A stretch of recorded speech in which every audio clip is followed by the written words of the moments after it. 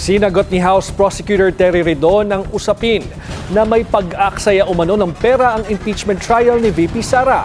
Handa na rin daw ang huling bala ng prosekusyon sa reklamong grave threats laban sa bise. Narito ang Agenda Weekend Report ni Isaiah Mirafuentes ng Abante.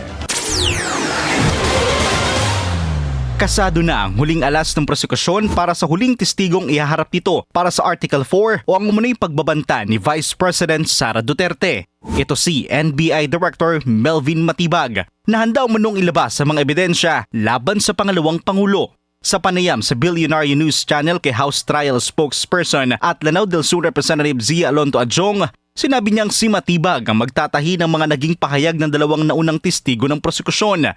Inaasahan ding ilalabas na ng NBI Chief ang resulta ng investigasyon ng ahensya sa umunay pagbabanta ni VP Sara. Kahit pa, hindi tumalo ang Vice Presidente sa makailang beses na pagpapatawag sa kanya ng ahensya para sa kanilang investigasyon.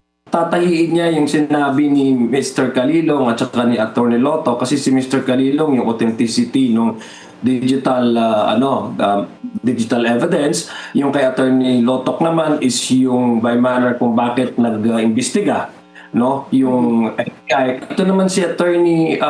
Matibag, siya naman yung magbibigay kung ano yung naging resulta. Taliwas naman sa batikos ng marami, wala raw dagdag na pondo na ginagamit para sa impeachment trial laban kay Duterte. Wag ko natin linlangin yung pong mga tao.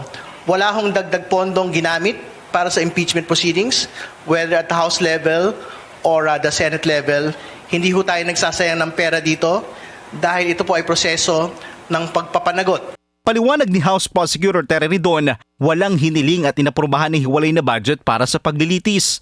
Kung may nadadagdag lang hong gastos dun, yung ilaw ho ng plenary session, pagka ho merong impeachment trial na nagaganap. Kasi ang totoo naman, kung aircon lang ho yung pinag-usapan natin doon, kahit naman meron pong, kahit wala pong impeachment trial, gumugugol pa rin ho, nakabukas pa rin yung aircon eh.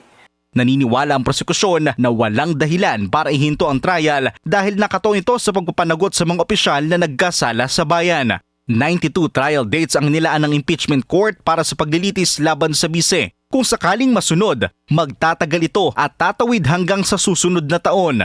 Sa kabila nito, tiniyak ng prosekusyon na hindi maapektuhan ng impeachment ang kanilang trabaho sa Kamara sa nalalapit na pagbubukas ng sesyon sa huling linggo ng Hulyo. Para sa Agenda Weekend, Isaiah Mirafuentes, Abante.